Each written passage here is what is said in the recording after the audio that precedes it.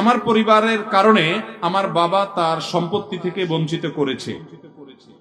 তা বলতে গেলে আমার বাবা বলে তোকে কিছু দেব না। আমি আমার বাবার সাথে 2 মাস হলো কথা বলি না, টাকাও দেই না। আমার বউ বলে তোমার বাবা তোমাকে কিছুই দেয় না, তুমি কেন কিছু দিবা?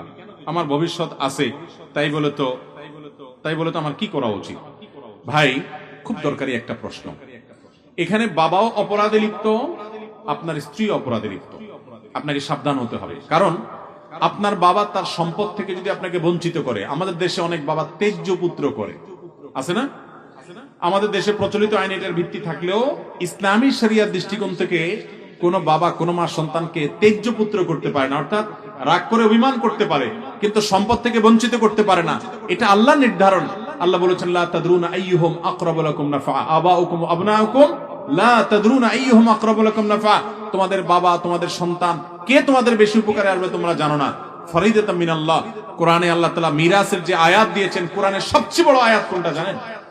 কোরআনের সবচেয়ে বড় আয়াতন আয়াত কোনটা? মিরাস সম্পর্কিত আয়াত, অর্থাৎ সম্পদের বন্টন সম্পর্কে আল্লাহ তাআলা সবচেয়ে বড় আয়াত নাজিল করেছেন। একটা আয়াত শেষ করে আরেকটা আয়াত বলা মানে হলো একটা কথা বলে আল্লাহ থেমেছেন, দাঁড়িয়ে দিয়েছেন, এরপরে আবার নতুন করে কথা শুরু করেছেন।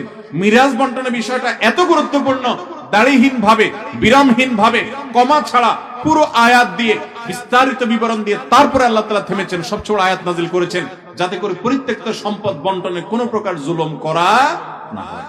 অনেক বাবা মা আছেন, একটা ছেলে আমাকে বেশি দেখছে তাকে বেশি দিলাম, আর একটা দেখে নাই তাকে দিলাম না বা তাকে বঞ্চিত করলাম, জায়েজ হবে না। এক সাহাবী নবী সাল্লাল্লাহু আলাইহি ওয়াসাল্লামের কাছে এসে বলছেন, ইয়া রাসূলুল্লাহ, আমার একটা ছেলেকে এটা দিয়েছি। নবী সাল্লাল্লাহু আলাইহি ওয়াসাল্লাম বলেছেন, তোমার তো আরো আছে সন্তান, আমি জানি, তাদেরকে দিয়েছো? বলে না, দেই নাই। বলে যাও, ইত্তাকুল্লাহ, আল্লাহকে ভয় করো, ওয়াদিলু বাইনা আওলাদিকুম, সন্তানদের মধ্যে সমতা বজায় রাখো, দেওয়ার ক্ষেত্রে সমান হারে দিতে হবে। অনেক বাবারা আছেন মনে করেন যে আমার ছেলে সম্পদও আমার, আমি যাকে ইচ্ছা তাকে দেব, যাকে ইচ্ছা দিব। জি না, আপনার সম্পদের বন্টনের নীতিমালা আল্লাহ বলে দিয়েছেন। এক্ষেত্রে সন্তানের প্রতি বৈষম্য করলে সেটা গুনাহ হবে। কিন্তু ভাই, যিনি প্রশ্ন করেছেন, আপনি এর জন্য বাবার প্রতি অবিচার করবেন না, আপনি তার খরচা দিবেন এবং তার প্রতি সদাচরণ করবেন। আপনার স্ত্রী যেটা বলছে সেটা অন্যায় বলছে, তিনি তার জায়গা থেকে অপরাধ করেছেন, আল্লাহর কাছে দোষী হবেন, সেটা বলে আপনি অন্যায় করবেন না। আল্লাহ তাআলা আমাদের সবাইকে ন্যায়নিষ্ঠ আচরণ সব ক্ষেত্রে করার তৌফিক দান করুন। ওয়াবিল ওয়ালিদাইনি ইহসানা, মা বাবার প্রতি ইহসান করতে হবে, আপনি তাদের প্রতি জুলুম করতে পারেন না। তিনি জুলুম করছেন, তিনি আল্লাহর কাছে জবাবদিহি করবেন, আপনার দায়িত্ব আপনি পালন করে যাবেন।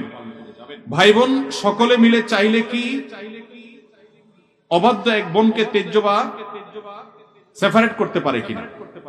একটু আগে যেটা বললাম, বাবা মাই যদি সন্তানকে তেজ্য করতে না পারে, কোন ভাই বোনের এই অধিকার নাই যে আমাদের ভাইদের মধ্যে একটা খারাপ অথবা বোনদের মধ্যে একটা বেলাইনে আছে, বেড়া আছে, তাহলে বাবা মার সম্পদে তাদেরকে আমরা কিছু দিব না, তাদেরকে তেজ্যপুত্র করবো, এই রাইট নাই।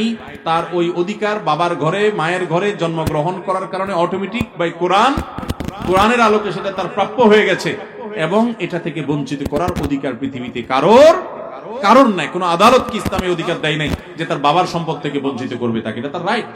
সে অন্যায় করেছে, সেজন্য অন্য কোনো পানিশমেন্ট তাকে দেওয়া যেতে পারে বা সংশোধনের জন্য উদ্যোগ নেওয়া যেতে পারে, তাই বলে তার বাবার সম্পদ থেকে তাকে বঞ্চিত করতে পারবেন না।